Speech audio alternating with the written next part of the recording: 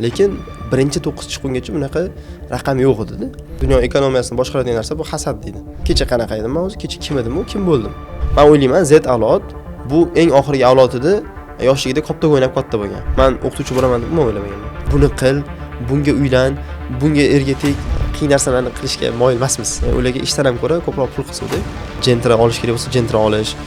Aslida bizning xohishmi yo ularning xohishmi? Bu o'yinni yutishni bitta zo'r yo'li o'yindan chiqib ketish kerak. Assalomu alaykum. Abdurazzoq, xush kelibsiz. Va alaykum assalom. Taklif uchun rahmat. Biz Z davlat degan loyiha boshlaganmiz. Shunga siz taklif qildik. Bu loyihada ko'proq o'sha Z davlat vakillarini, yoshlarda muammolari, ularning yutuqlari haqida gaplashamiz. Birinchi o'zi siz nima deb o'ylaysiz? Z davlat deganni kimni tushunasiz? Z davlatdan podkastga taklif qilganingiz o'zi nima haqida gaplashar ekanmiz deb qidirib ko'rdim. Z davlatga kimlar kiradi deb. 1997-yildan 2012-yilgacha tug'ilgan insonlar Z davlatga kirar ekan. Asosan o'sha telefon bilan katta bo'lgan, internet nimaligini biladigan, ingliz tilida hattoki o'sha digital natives degan nomlari ham bor ekan. Aynan Z davlatda. Shu Z davlat deganda shu 97dan 2012-yilgacha tug'ilganlar, telefon bilan katta bo'lgan, nisbatan o'sha o'qish tezliklari o'sha e'tibori kamaygani sifatiga kamaygani hisobiga tushgan. Ya'ni ular ko'proq o'sha YouTubedan o'rgangingiz keladi, oson narsalardan o'rgangingiz keladi, Instagram ko'p ishlatadi, ijtimoiy tarmoqlarda ko'proq faol. Shu davlat deganda shular.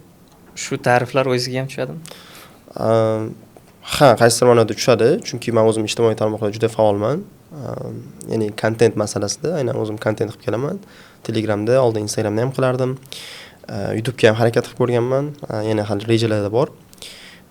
Nisbatan, kattaligi nisbatan men telefonda ko'proq faolman. Telefon ko'proq ishlataman baribir. Tushunarli. Demak, biz bilamizki, shu Z davlat juda ham tezroq natijaga erishishni xohlaydi. Siz ham Z davlat vakili sifatida tezroq muvaffaqiyatga erishgansiz boshqalarga qaraganda. Nima deb o'ylaysiz? Nimaga ular tezroq natijaga erishishni xohlaydi? Bitta zo'r farqi bor. Boshqa avlodlarga nisbatan. Boshqa avlodlarda o'zini solishtirish uchun kim bo'lgan desa, qo'shnisi, mahalladagi odamlari, shunga o'xshash odamlar bo'lgan. Lekin hozir Z avlodda umuman faqat Z avlod emas, hozirgi davrda umuman ijtimoiy tarmoqlarning borligini hisobiga haddan tashqari ko'p bizda variantlar bor, options va haddan tashqari o'zimizni solishtirish uchun insonlar bor. Endi faqat qo'shnimiz, mahalladagi insonlar emas, balki biz o'zimizni hozirgi o'tirgan joyimizdan boshqa davlatdagi, boshqa shahardagi, umuman boshqa lokatsiyadagi insonlarga o'zimizni solishtira olamiz. Chiqib keladi masalan, IELTS 15 yoshda 8 olibdi, unaqa yoshda 9 olibdi, bu bunaqa mashina olibdi. Shunga o'xshash narsalar va bu ko'pchilikni siqiltirib qo'yadi, depressiyaga ham tushirib qo'yishi mumkin. Lekin ba'zilarga motivatsiya ham bo'ladi. Bu qilibdi, nega men qila olmayman deydi. Chunki possibility'ni ko'radi-da, ya'ni imkoniyat borligini ko'rishi uni qanaqa bilishdan oldin keladi. Imkoniyat borligini ko'rdimi, keyin u qanaqa qilishni o'rganib olishi mumkin. Masalan, IELTS 9 dan birinchi chiqqanda bitta ikkita odamlar chiqdi. Keyin boshqa o'qituvchilar, boshqa ustozlar ko'rdi shu narsa imkoniyati borligini. Keyin ular ham topshirishni boshladi. Qayta topshirishni boshlashdi. Hozir mana masalan 50 tadan oshib qoldi deb o'ylayman. O'zbekistonda 9 soni. Lekin birinchi 9 chiqqungacha bunaqa raqam yo'q edi-da. Bu o'zidan o'zi nimani anglatadi? Demak, bitta narsani imkoniyati borligini ko'rishimiz qanaqa bilishimizdan muhimroq birinchi o'rinda. Keyin o'rganib olamiz qanaqa qilishni. O'sha bitta bolani masalan yoshligida qanaqadir muvaffaqiyatga erishgani, mashina oladimi, uy oladimi yoki akademik tarafdan yutuqqa erishadimi, bu boshqalarga yo'l ochib beradi. Imkoniyati bor ekan degan fikr yo'qotadi. Men ham qila olar ekanman degan hissiyot beradi. Demak, ijtimoiy tarmoqlar, mana globalizatsiya bizga imkoniyatni beryapti. Nafaqat endi qo'shnimiz bilan, balki u dunyoni boshqa chekkasidagi yoki o'zimiz davlatdagi eng boshqa joydagi odamlar bilan o'zimizni solishtirishga imkon beryapti. Bu endi yana ham kattaroq o'sishga imkon beryapti shunda. Shunaqa. Charli Mangram aytadi, dunyo ekonomiyasini boshqaradigan narsa bu hasad deydi. Hasad tufayli dunyo ekonomiyasi zo'r ketadi deydi. O'sha bir-biriga mana o'tib ketyapti bu, mana ham qilishim kerak, nimadir deydi-da. Undan yaxshiroq qilishga harakat qiladi. Shu orqali musobaqa, ya'ni competition borligini hisobiga iqtisodiyot yurib turadi-da. Sizda ham shunaqa bo'lgan? Menda ko'proq o'zim xohlaganman o'sha yoshlikdan erishishni va bu qanaqa eshitiladi degan savolga javobim juda yoqqanda. Masalan, 15 yoshda IELTS 7 desa, 16 yoshda 8 desa, misol uchun 17 yoshda mashina oldi, ya'ni 18 ga kirmasdan bez prava. Mana shu yutuqlarni o'zim eshitishim, o'zimda bo'lishi qanaqadir boshqacha hissiyot bergan. O'sha meni drive qilgan desak bo'ladi, haligi oldinga intilishimga yordam bergan. Demak, hozir hasad degan narsa yaxshi tomoni ham bo'lyaptimi shunda? Ha, hasad qaysidir ma'noda yaxshi tarafga ham ishlaydi, lekin bu nosog'lom bo'ladigan bo'lsa, faqat haligi g'iybatga olib boradigan bo'lsa, misol uchun u quvvatda men qila olmayman, nega unda bo'lish kerak, menda bo'lish kerak emas, voy unga bunaqa berildi, menga berilmaydimi degan noto'g'ri tushunchalar, qaysidir ma'noda g'alati xulosalar bo'ladigan bo'lsa, bu nosog'lom deb o'ylayman. Lekin ba'zilar aytadi-ku, faqat o'zing bilan o'zingni solishtir, kechagi kuning bilan o'zingni solishtir deydi. Bu qayerdan balans qilish mumkin? Imkonsiz deb o'ylayman. Baribir biz o'zimizni boshqalarga solishtirib qo'yamiz. Nega imkonsiz? Sababi solishtiruv uchun imkoniyat ko'p. Ya'ni qayerga qarasangiz solishtiruv bor-da. Telegramda o'tirasiz, hozir Telegramdan ko'payib ketdi. Hozir faqat Instagramda-da, hozir Telegramdan ko'payib ketdi. O'sha yutuqlarni qo'yishlar, misol uchun lifestyle'larni qo'yishlar. Instagramga kirsangiz, o'shani 10 barobar. Shunda kirasiz, kimdir yangi mashina oldi, kimdir sayohat qilyapti, kimdir unaqa. Bu tabiiy sizga fikr beradi. Nega menda emas degan. Nega men emas degan. Buni kamaytirish iloji bor, lekin to'liqligicha yo'qotish iloji yo'q deb o'ylayman. Lekin o'sha gap, haligi kechagi o'zingga solishtirgan gap juda zo'r maslahat. O'sha Jordan Petersonning Hayot uchun 12 qoida degan kitobida ham keladi. Bugun kim bo'lgan odamlarga emas, o'zingni kecha kim bo'lganingni solishtir deydi. Bu optimistik tarafdan biz o'zimizdan yaxshi his qilishimiz uchun, qaysidir ma'noda shukr qilishimiz uchun zo'r ishlab beradigan uslub desak bo'ladi. Kecha qanaqa edim men o'zi, kecha kim edim, kim bo'ldim? Yurardim masalan, kecha buncha pul topib, cho'ntagimda misol uchun qaysidir ma'noda pulim ham yo'q edi, followerlarim yo'q edi degan xulosa bo'lsa, hozir masalan shuncha odam kuzatyapti degan fikrlar bo'lsa, albatta inson o'zini yaxshiroq his qiladi. Bu o'sha menimcha baribir shukr qilishimiz uchun yaxshi ishlaydigan usul. Tushundim. Qarang, hamma avlodlar o'zidan keyingi avlodni yomonlashadi-da, qanaqadir deb. Masalan, sizdan katta avloddagilar ham qanaqadir siz hozirgi yoshlar bunaqa bo'lib ketdi deganini eshitganmisiz? Nima deb o'ylaysiz? Eshitaman. Yoshlar buzilib ketyapti, yoshlarda faqat telefon, boshqa narsa qilmaydi degan gaplar eshitiladi. Lekin psixologiyada har xil biaslar bor. O'sha survivorship bias ham bo'lishi mumkin. Mana shu gaplarni ildizi. Ya'ni faqat shunaqa odamlarni ko'rgani uchun shunaqa deb o'ylaydi. Bu odamlarni qayerdan ko'radi desa, internetga chiqib ketyapti, ijtimoiy tarmoqlar atrofida bor. Lekin narigi tarafdagi odamlar ham bor. Ularni ko'rmadik degani, ular yo'q degani emas-da. Kitob o'qiydigan yoshlar ham bor, kitobga o'zini otgan yoshlar ham bor. Ularni ko'rish uchun kutubxonaga borish kerak. Faqat telefonda o'tirganlarni ko'rgandan keyin shunaqa o'ylaydi-da. Yoki buzilib ketyapti deganlar ham masalan, qayerdan ko'ramiz uni? Ijtimoiy tarmoqlardan ko'ramiz. Ular oldin ham bo'lgan, unaqa yoshlar oldin ham bo'lgan, faqat nisbatan kamroq bo'lgan bo'lishi mumkin. Ijtimoiy tarmoqlar bo'lmaganligi uchun biz ularni ko'p ko'rmaganmiz-da. Bizda imkoniyat bo'lmagan ularni ko'rish uchun. Hozir imkoniyat bor. O'shani hisobiga bizda noto'g'ri tushunchalar chiqib qoladi haligi. Hamma shunaqa degan. Hamma shunaqa emas. Bu bias. Psixologiyada o'sha psixologik tuzoq deymizmi? Aldab qo'yadigan xulosa. Endi men hech qaysi haligi avlodni yoki davrni yomonlash niyatim yo'q. Chunki menimcha hammasini o'ziga yarasha plus minuslari bor. Har davrning o'ziga yarasha o'ziga o'xshagan yagona xislatlari bor deb o'ylayman. Shunaqa bo'lgan. O'sha kuchsiz tomonlari bor-da har bir davlatda. Demak, o'sha Z davlatda aynan kuchli taraflari haqida gaplashaylik. Z davlatda kuchli taraflari bu texnologiya. Texnologiya davrida tug'iladi, texnologiya davri bilan o'sadi. Atrofda telefon, internet, kompyuter bu o'rganish tezligini ham oshiradi qaysidir ma'noda, o'sish tezligini ham oshira oladi. Bizda leverage degan narsa bor hozir, leverage ancha kuchaygan, ya'ni siz bitta narsaga aytaylik 2 soat, masalan, mana shu podkast o'zi ham 2 soat bo'ladigan bo'lsa, bu leverage bo'lib beradi. Chunki bu podkastni ko'radigan odamlar soni masalan 10 mingta bo'lishi mumkin. 20 mingta bo'lishi mumkin. Siz 2 soat vaqt sarflab, juda ko'p inson vaqtini investitsiya qilayotgan bo'lasiz bir vaqt o'zida. 2 soat sarfladingiz, lekin ko'p odam ko'rsa zo'r. Ya'ni bizda shu 2 soat ichida faqat ikkalamiz gaplashishimiz mumkin edi. Faqat ikkalamiz bir-birimizga gapimizni eshitishimiz mumkin edi. Lekin shuni YouTube'ga qo'yib yuborsak, 10 mingta odam eshityapti masalan. Bu to'g'ridan-to'g'ri bir vaqt o'zidan juda zo'r, effektivli foydalanishda. Shunga o'xshash leverage ko'p bizda hozir. Masalan, blog post yozish. Blog post yozasiz, o'zingizning fikringiz, agar shuni o'rtoqlaringizga, farzandingizga, do'stlaringizga aytganingizda 5-6 kishi, 10 kishi eshitgan bo'lardi. Lekin yaxshi ma'lumot bo'lsa, nega uni tarqatish kerak emas. Blogga yozadigan bo'lsangiz, 1000 ta odam o'qisa ham, haligi 5 ta o'qigandan ko'ra yaxshiroqdir.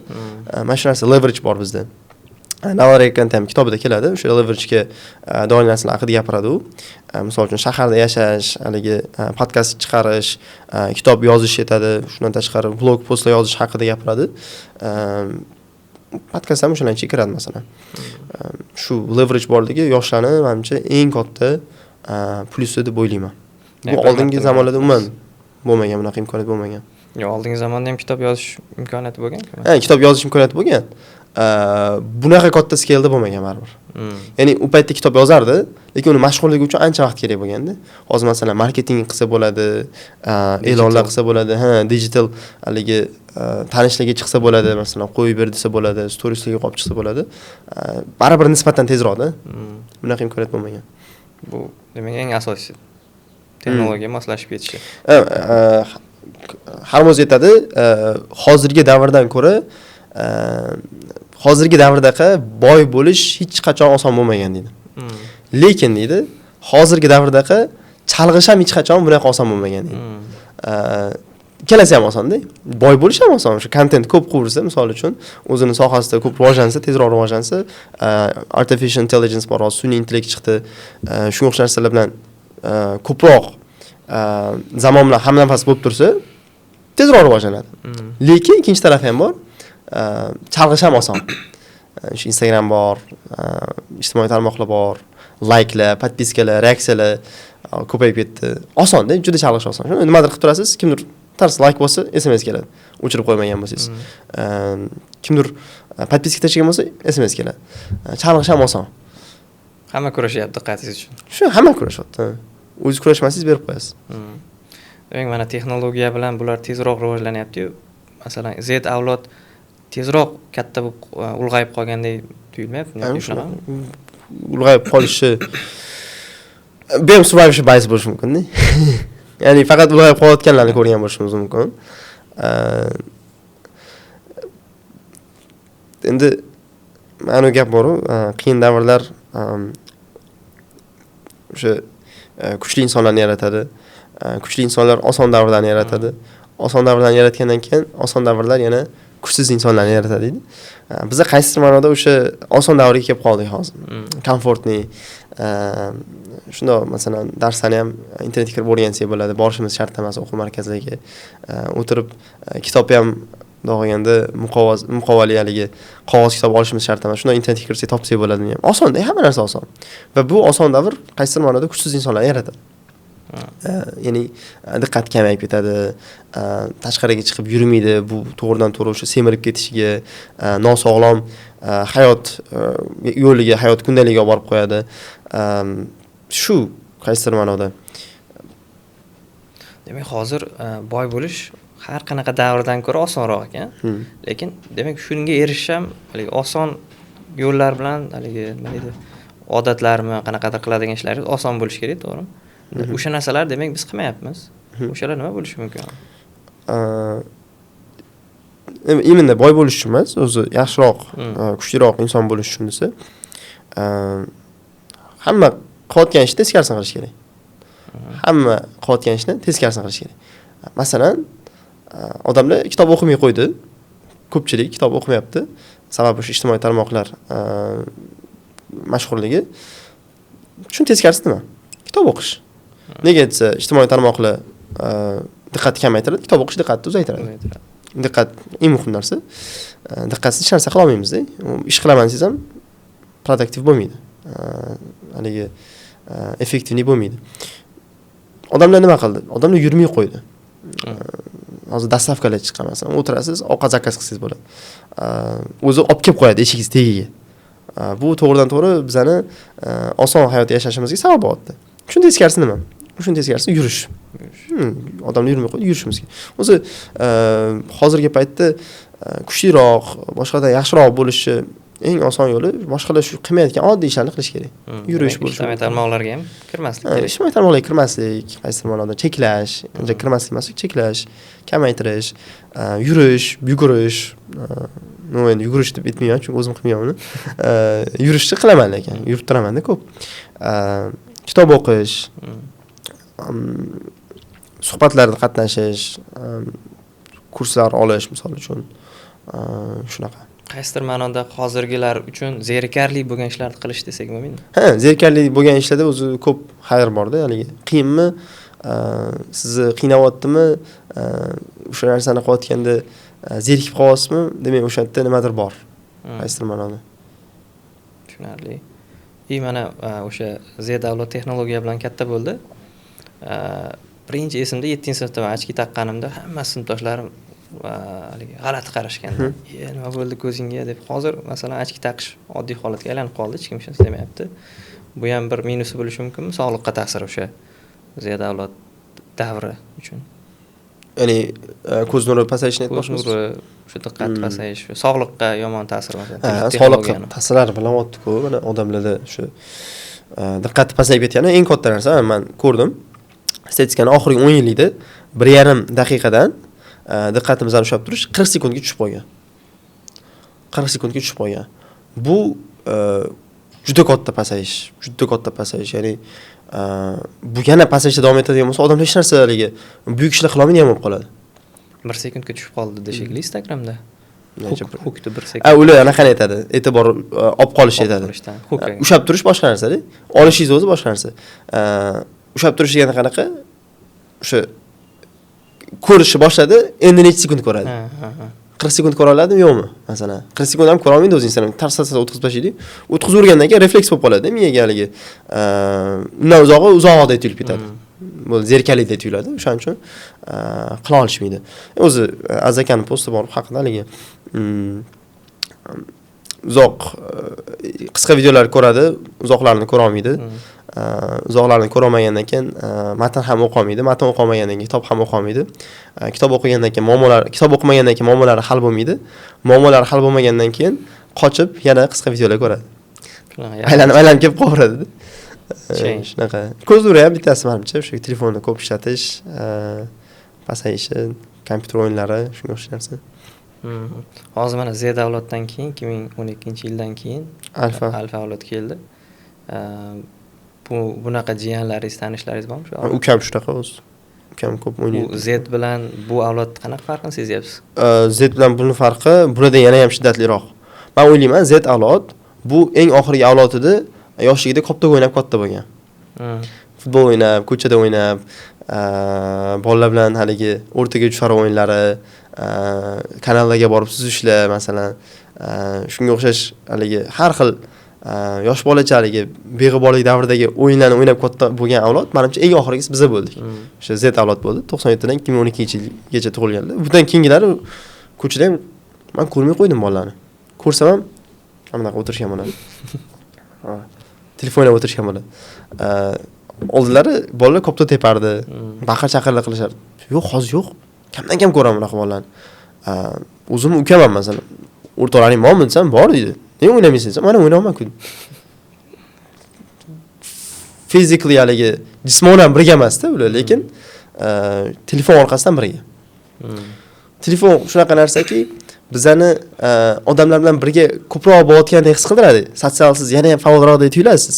Lekin aslida bu bizani ko'proq yolg'iz qilib qo'yapti. Illyuziya-da.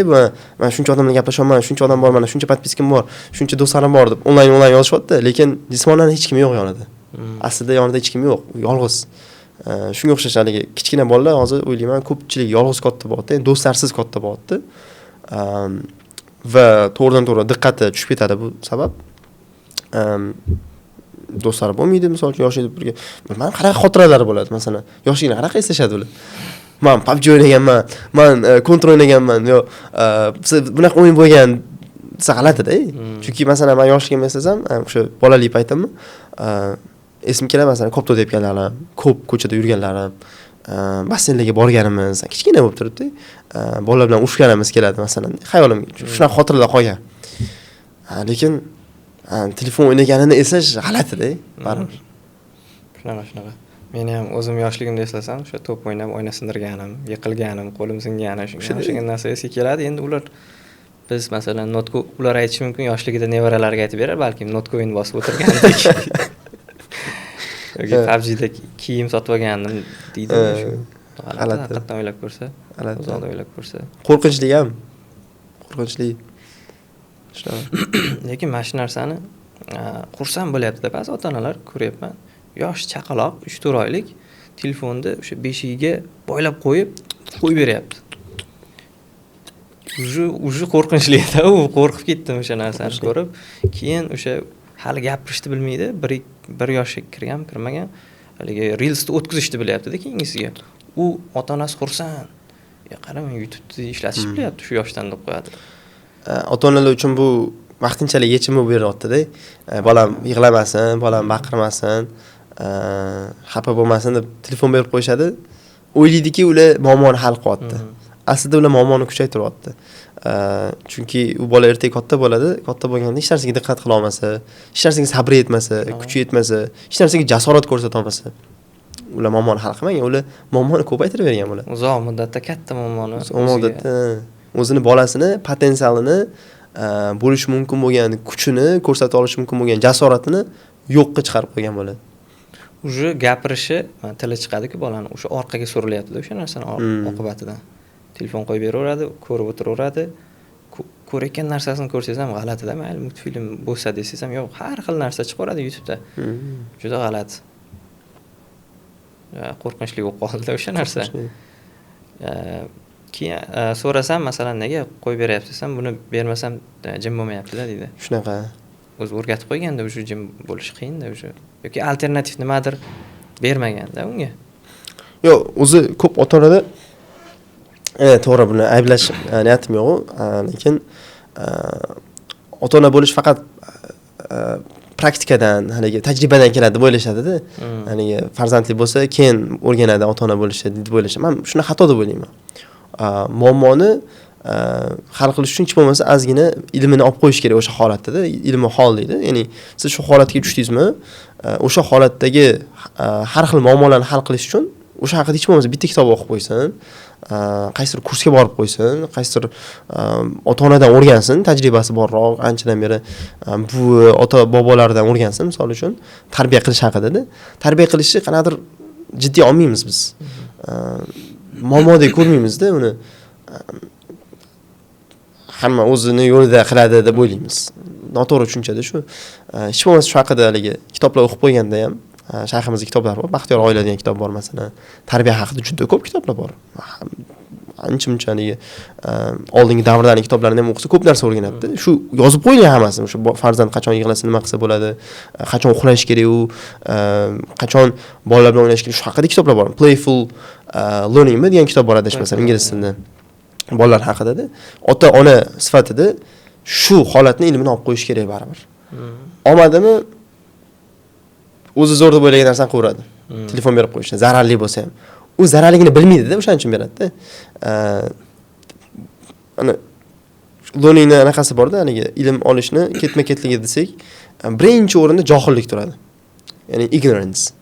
Johillikdan keyin kimdir aytib qoladi unga masalan, bu xato edi deb yoki to'g'risi mana bu deb. Masalan, to'g'ri uxlash haqida gaplashadigan bo'lsak, uxlashdan oldin telefon ishlatmaslik kerakligini siz bilmaysiz.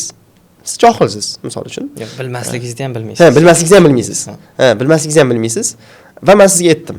Jahongir aka, bilasizmi, telefon uyqudan oldin ishlatish juda ham zararli, uyqu sifatiga ta'sir qiladi. Kamida 30 minut oldin telefon ishlatmasligingiz kerak deb aytdim. Endi nima bo'ldi? Johillikdan siz awarenessga o'tdingiz. Ya'ni endi siz bu haqida bilasiz.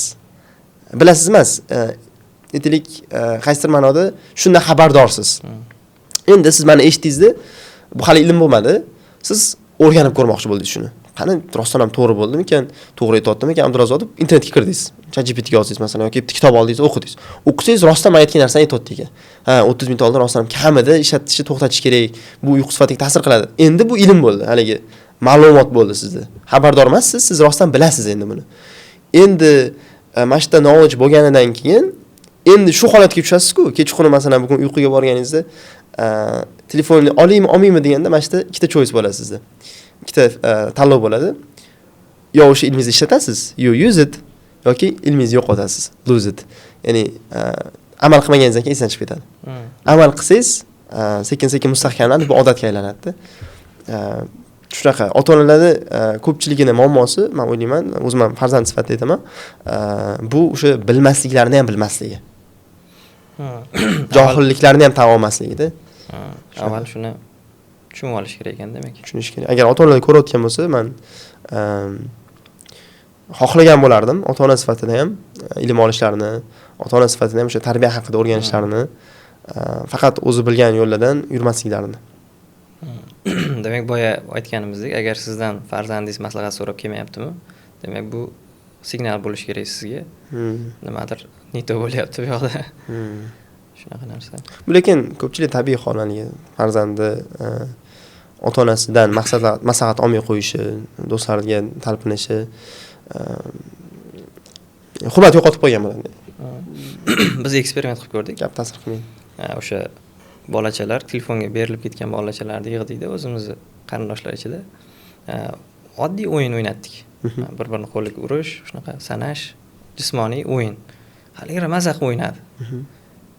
U alternativ bersangiz, jismoniy o'yin bemalol mazza qilib o'ynaverar ekanda. Bizda bolalarga alternativ yo'q, faqat telefon o'ynashni biladi. Miyada modelda faqat telefonda o'ynash mumkin. Shuning uchun telefon o'ynab o'tiraverar ekanda ular. Biz ularga o'rgatdik, mana bunaqa o'yinlar bor deb. Bizdagi muammolardan qochishimizda, hal qilmaymiz muammolarni. Qochamiz mana. Bola yig'layapti, yig'lamasin deymiz-da. Lekin yig'lamasligi muammoni hal qilmaydi. U qochasiz siz muammodan. Berib qo'yasiz masalan telefon. Muammoni hal qildi bo'laysiz, lekin siz aslida muammodan qochib turgan bo'lasiz. Yoki bu o'sha ingliz tilida escapism deydi, qochish deydi. Masalan, o'sha tungi klublarda misol uchun, kompyuterxonada nega kechasi borsangiz ham odam ko'p? Ular qaysi ma'noda puli ko'pligidan emas, vaqti ko'pligidan emas, ular muammolardan qochib yuribdi. O'sha qochadi, o'yin o'ynayotganda, o'sha boshqalar bilan raqsga tushayotganda muammo xayoliga kelmaydi-da. Esdan chiqadi. Esdan chiqadi xolos. Ichkiliga berilganlar masalan. Ular muammoni hal qilmaydi, lekin muammo yo'qdek tuyulib turadi. O'sha hissiyot yaxshi emotsiya beradi-da ularga. Muammoni hal qilgandaqa emotsiya beradi, lekin bu aslida qochish. Bu ekstrem misol. O'shani oddiyroq misoli masalan telefon berish. Telefon berdi, ovozi o'chdi. Muammoni hal qilgandek tuyuladi. Lekin u qochdi. Muammoni hal qilish nima bo'lardi? O'sha farzandi yig'lamasligi uchun yana ham yaxshiroq alternativa berishi, o'sha balkim do'stlarni olib turishga yordam berishi, qanaqadir to'garaklarga berib qo'yishi, farzandi o'zi qiziqishi, shunga o'xshash narsa bo'lgan bo'lardi-da. Kelajakga yordam beradigan foydali, manfaatli usullar bilan. Agar masalan o'sha bizga avlod vaqtini to'ldirib tashlasak, har xil to'garaklar, sport mashg'ulotlari bilan to'ldirib tashlasak, bu narsalarga vaqt qolarmikan? Telefonga, ijtimoiy tarmoqqa, o'yinlarga o'sha. Qasrmonda qolmagan bo'lardi ham. O'zi hayotda o'zida qiziq qilish mumkin bo'lgan narsasini topsa, telefonga tayanishga sabab yo'qda. Telefonga tayanyaptim, bu oxirgi tanlovda, haligi hayotda boshqa qiladigan ma'noli narsa qolmagan, o'shaning uchun telefonga talpinyapti. Do'stlari ham shu yoqda qarasa. Qarasa do'stlari ham shu yerda. Oxirgi last haligi resortda bu oxirgi boradigan manzili telefon bo'lish kerak-da aslida, lekin bizda birinchi bo'lib qoldi-da shu. Hech narsa qilishga imkoniyat bo'lmasa, hatto tashqari zenib ketsa, o'shanda telefon ishlatsin. Lekin bu birinchi tanlov bo'lmasin-da. Birinchi tanlov bo'lmasin. Oxirgisi bo'lsin. Boshqa variant bor. Keyin men bularni kelajak haqida gaplashaylik. Ziyodavlodda hozir ko'p muammo qaysi yo'ldan yurar ekan, qaysi kasbni tanlay, qanaqa masalan kasblar bo'lishi mumkin bularga? Men kasb tanlash haqida juda ilmim chuqur emas. Shuning uchun umumiy olganda bilmayman degan javob beraman. Lekin bitta o'rgangan narsam bor. Insonni hayotida ketma-ket bo'ladigan stejlar bor-da, ya'ni davrlar deymizmi? Masalan, birinchi davr bu imitatsiya davrida. Ya'ni imitatsiya deganda biz taqlid qilamiz. Kichikligimizda masalan ota-onamizga taqlid qilib tilimiz chiqadi, do'stlarimizga taqlid qilib bizning odatlarimiz shakllanadi. Maktablarda ustozlarga taqlid qilib qaysidir ilm olamiz, o'rganamiz. Shu taqlid davri taxminan o'smir yoshiga yetganda tugaydi. Va bu davr tugagandan keyin exploration davri boshlanadi, ya'ni izlanish davri. O'smirdan o'tib oldi, endi izlanish kerak. Ya'ni izlanish kerak deganda o'zining karyerasini topish kerak, ishini topish kerak, juftini topish kerak, butun umr qilmoqchi bo'lgan ishlarini topish kerak-da. Bu davr odatda hammada har xil vaqt oladi. Kimlardir 5 yil olishi mumkin, kimlardir 3 yil olishi mumkin, kimlardir 10 yil olishi mumkin. Va buni men o'ylayman push qilish kerak emas, haligi majburlash kerak emas. Buni qil, bunga uylan, bunga erga teg degan narsa bo'lish kerak emas deb o'ylayman men. Chunki bu uni hayoti, izlanish kerak, u izlanib topish kerak o'zi xohlayotgan narsasini. Bu davr tugagandan keyin o'sha odatda o'sha 25-30 ga borib qolganda commitment, ya'ni mas'uliyat davri boshlanadi. Endi u tanlab bo'ldi hayotini, yo'lini, ishini, misol uchun karyerasini, juftini, farzandlari bor. Endi o'sha yo'l bilan ketadi sekin, stabil ravishda. Lekin bu davrga chiqib qolish uchun menimcha izlanish davriga qo'yib berish kerak deb o'ylayman. Izzat Alovni ham, mo'yanda hammani. Ya'ni 18 dan keyingi hayotini nazarda tutaymi? Har xil ishda o'zini sinab ko'rsin, o'zi xohlayotgan, o'zi qiziqqan narsasini topsin. Bittasida o'xshamasa boshqasini qilib ko'rsin. Har xil kitoblar bor haligi. Col Newportda ham kitob bor. Be so good, they can't ignore you degan kitob bor. Biz o'ylaymiz, qiziqqan narsalarimizni qilishimiz kerak deb. Lekin biz oldindan bilmaymiz nimaga qiziqishimizni. Qilib ko'rmaguncha-da. Oldin o'sha narsada zo'r bo'lib ko'rishimiz kerak, ya'ni yaxshi bo'lishimiz kerak, kuchayishimiz kerak. Keyin bilamiz. U narsa bizga qiziqmi yo'qmi? O'xshasa qiziq bo'ladi. O'xshasa qiziq bo'ladi. O'zi qiziqligini belgisi siz tez kuchayib ketib qolasiz-da, boshqalardan o'tib ketib qolasiz va natijalar chiqishni boshlaydi, o'xshashni boshlaydi. Shu qaysidir ma'noda riskingizni topgan bo'lasiz o'sha yerda. Izlanish davri bo'lgandan keyin sekin o'tib oladi mas'uliyat davriga. Men hali ham masalan izlanish davridaman. IELTS dan dars beraman, to'g'ri, dars o'qituvchilik qilaman, to'g'ri. Lekin haligacha izlanish davridaman. O'zingiz izlayapsiz. O'zimni hali ham izlash davridaman. Shunaqa. Keyin oxirgisi bu legacy deydi, haligi meros qoldirib ketish. Kimdir kitob qoldirib ketadi, masalan, umrining oxirida kimdir farzandlar qoldirib ketadi, yaxshi. Kimdir ikkalasini ham qiladi. Kimdir o'zining ilmini qoldirib ketishi mumkin, blog postlari orqali, podkastlar orqali, bo'lmaganda kitoblar orqali. Shunaqa. Mana shu 4 ta davr bor inson hayotida. Xo'p, mana hozir aytdingiz, 4 ta davr bor dedingiz. Ikkinchi davrda o'sha odam o'zini izlash kerak ekan, hayotida ma'no izlash kerak ekan. Bitta gap bor. Z avlod hayotdan ma'no izlaydigan birinchi avlod. Ya'ni undan avvalgilar, masalan, bizda ham ko'pincha yoshligimizda ma'no qilishing kerak degan, nimaga qilish kerak, ma'nosi nima deb tushuntirib o'tirishmaganda bizga. Va bunga qanaqa qaraysiz masalan? Hamma narsadan ma'no qidiraversak. Hamma narsa oson bo'lgani uchun shunaqa davr kelib qoldi deb o'ylayman. Ya'ni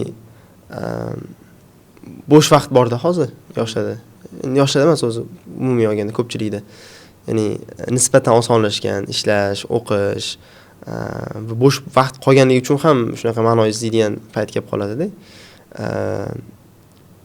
Va o'sha men ham o'qidim bu haqida, aynan Z avlodda depressiya, stress, o'sha mental bo'ladigan har xil nosog'lom holatlar ko'p bo'lar ekan.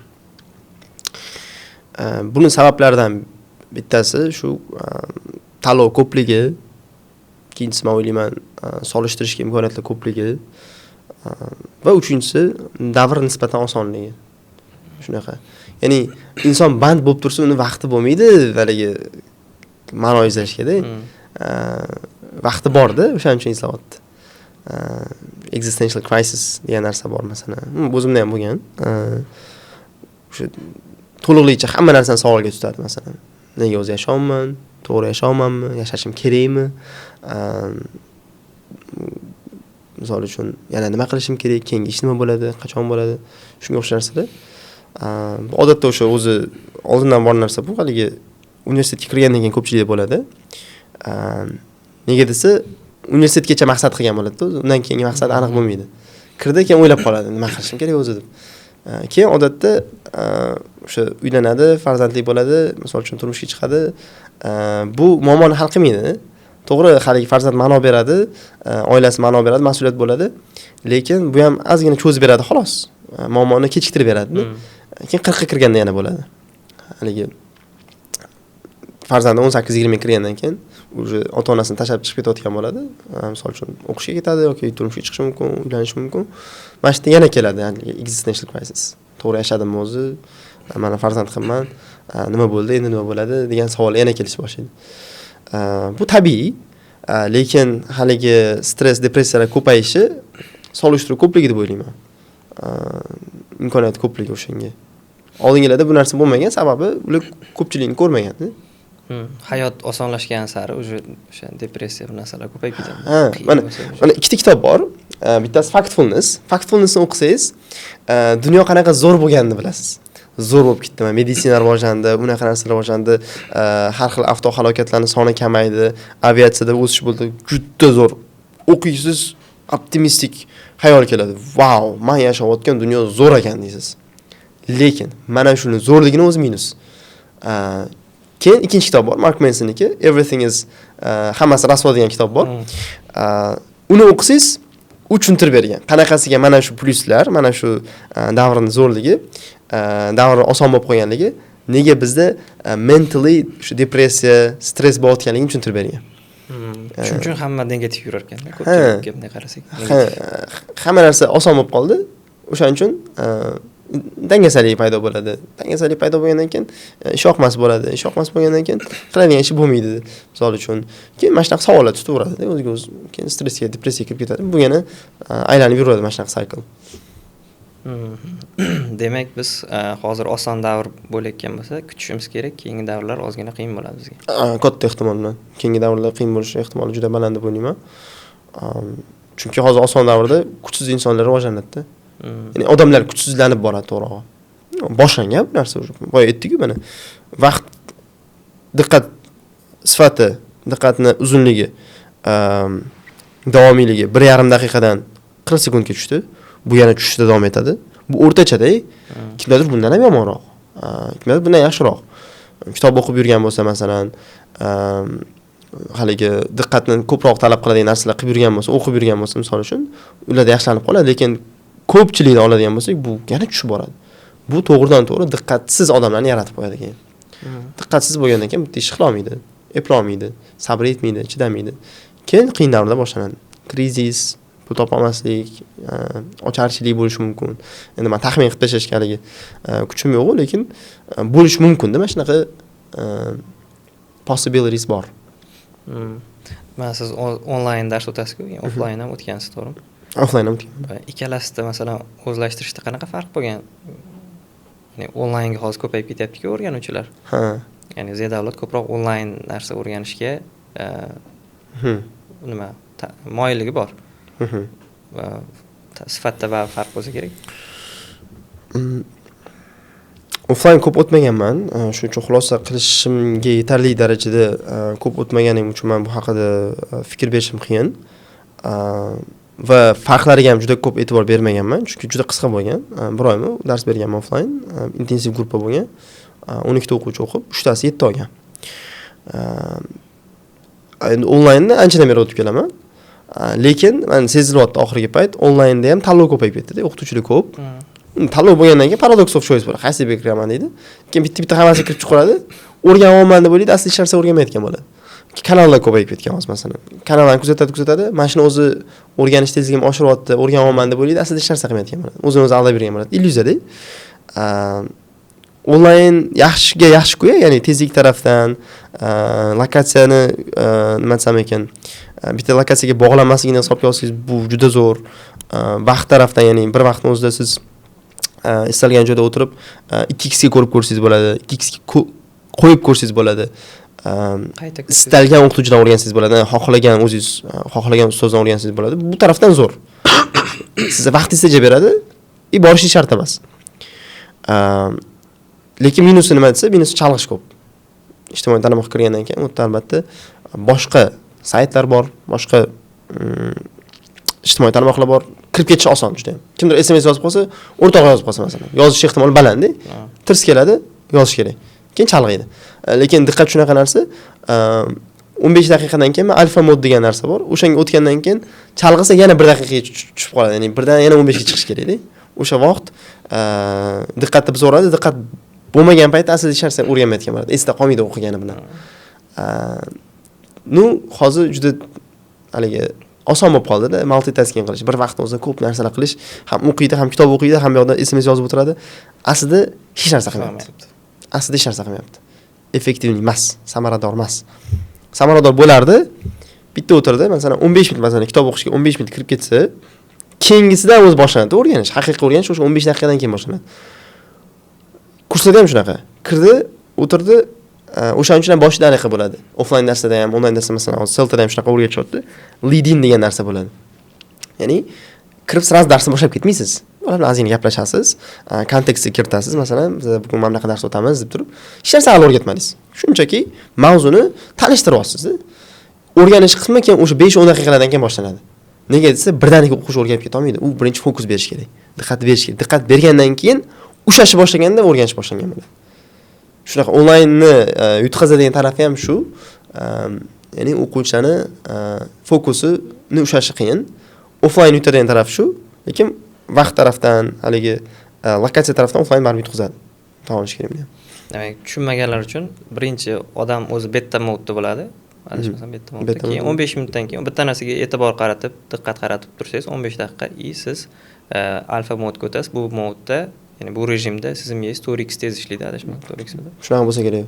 4x tez ishlaydi va bu ko'p narsani 4x 4 barobar ko'p tezroq o'rganasiz. O'shaning uchun multitasking, ya'ni telefonga qarab, kitob o'qib, ingliz tilini qilib, so'z yodlab, hech narsa qilmayotgan bo'lasiz. Shunchaki miyangiz illyuziya bo'ladi, nimadir ko'p narsani birdan qilyapman degan illyuziya paydo bo'ladi. O'shaning uchun kitob o'qiyotganda telefonni olib qo'yish kerak. Telefon bilan bo'layotganda kitob o'qimaslik kerak. Men shuning uchun ham qoralayman, PDF kitoblarni o'qishi. Chunki chalg'ish juda ham osonda. Bitta SMS kelsa chalg'iysiz masalan. Keyin dars qilayotganda iloji bo'lsa chalg'itadigan hamma narsani yo'qotish kerak. Men o'zim dars qilgan paytlarim esimda bor. Eshiklarni yopib qo'yardim, uydagilarga ham aytib qo'yardim, chalg'itmayman, dars o'taman, dars qilaman. Dirdimda telefonimni ham bekitib qo'yardim, haligi xonaga olib chiqib qo'yardim misol uchun. Keyin dars qilish boshlaganman-da. O'shaning uchun o'ylayman, menda juda effektiv bo'lgan, juda samarador bo'lgan deb o'ylayman-da. Bitta fokus ushlab, masalan, esimda bor, listening qo'yishim kerak IELTSda. Uni qo'yishim uchun telefon ishlashim kerak, lekin telefon ishlasam chalg'ib ketaman-ku. Nima qilardim men? Telefonni polyot rejimiga tiqardim. Haligi polyot rejimiga tiqishdan oldin o'sha eshitishim kerak bo'lgan narsani skachat qilib qo'ygan bo'lardim. U skachat qilingandan keyin polyot rejimiga qo'yib, keyin eshitardim. Men lekin o'sha payt bilmasdim, alfa mod, beta mod, bular haqida bilmasdim. Shunchaki o'zim bilardim, endi farosat jihatdan olsak, masalan, hamma bilish kerak, chalg'itadi. Chalg'amaslik kerak. Chalg'amaslik kerak-da. Bu ilmiy tarafdan yondashganda shunaqa rostdan alfa beta degan joylar bor. Yoki masalan bitta boshqa akkaunt ochib turib, u akkauntda faqat o'sha o'rganadigan saytlaringizga qo'shib qo'ysangiz. Unaqasi ham bo'ladi. Masalan, bo'lishi mumkin. Hech kim sizga SMS yozmaydi. Kerakli saytlarga, kerakli guruhlarga qo'shilib qo'yasiz. Shunaqa qilsa ham bo'ladi. Chunki bitta o'quvchim shunaqa ekan, bitta alohida akkaunt ochib, faqat men bilan yozishadigan va o'sha bitta guruhga qo'shilgan shu. Zo'r qilgan ekan. O'shanda zo'r bo'lgan. Shunaqa o'quvchilarga respekt.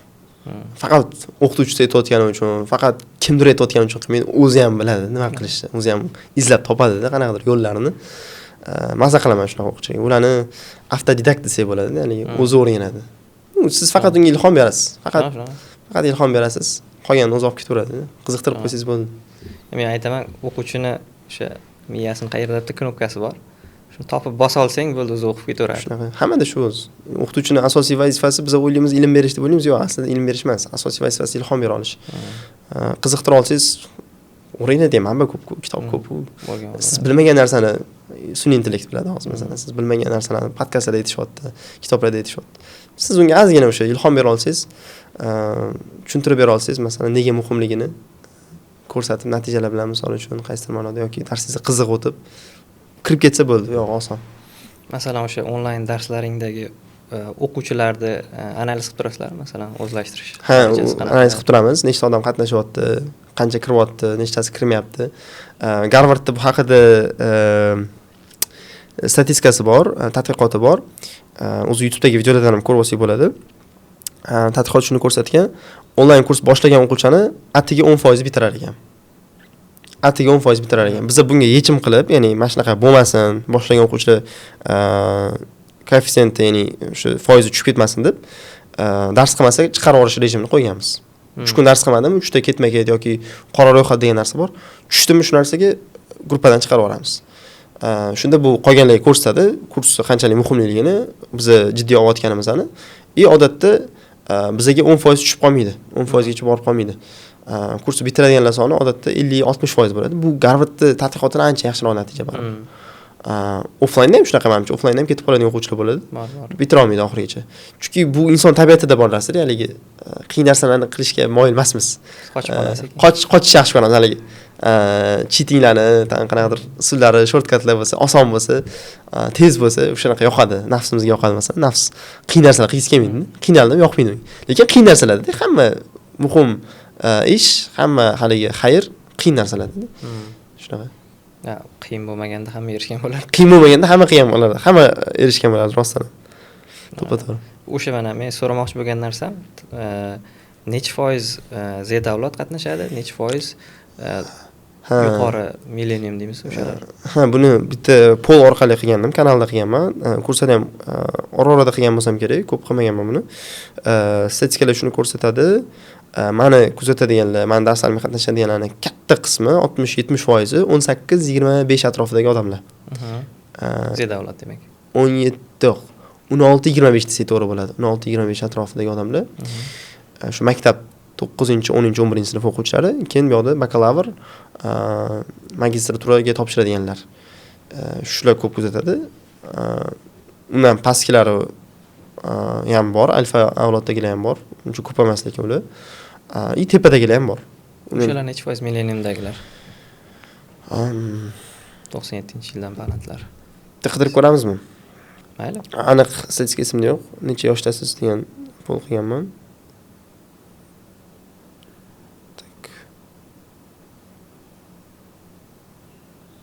Chiqmayapti-ku. 18-25. Taxminan masalan. Taxminan mana topdim. Yoshingiz nechida?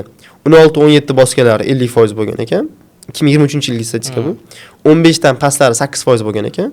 18-19 bosganlar 23%, demak 16 20-21 bosganlar 10%. Shunda mashdan 16 dan 21 gacha hisoblasak 73, 83 bo'ldi. 22-25 lari 6% bo'lgan ekan.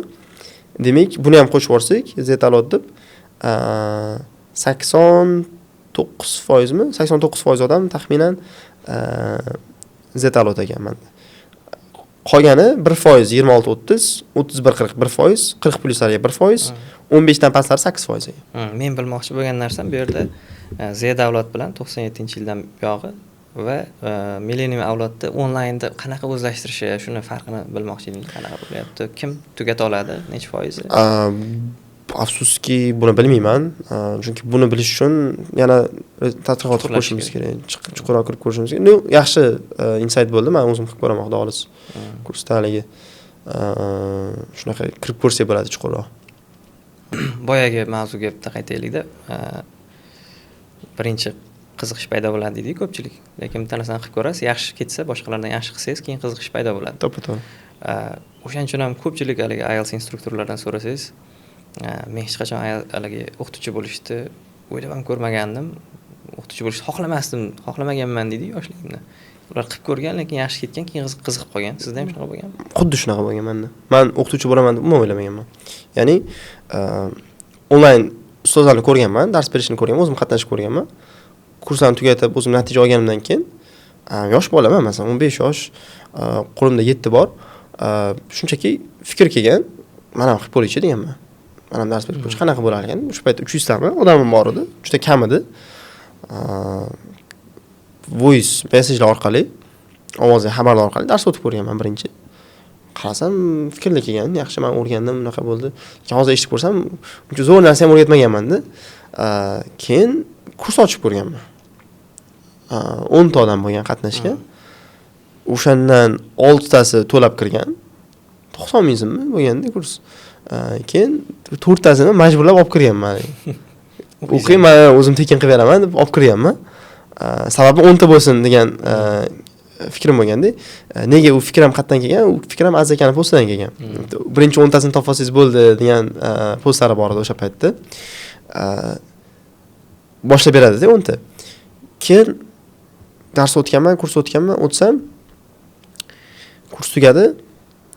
Yaxshi bo'ldi deb o'ylayman. Men boshqa niyatim yo'q kurs ochish.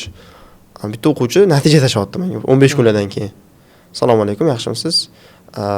Men listening kursida qatnashgan edim. 6 bilan kirgandim, 7,5 oldim deyapti. Yaxshi hayron qolganman. Maza qilib o'rganmisiz? Birinchi marta qaysidir o'quvchi sizga natija tashlayapti.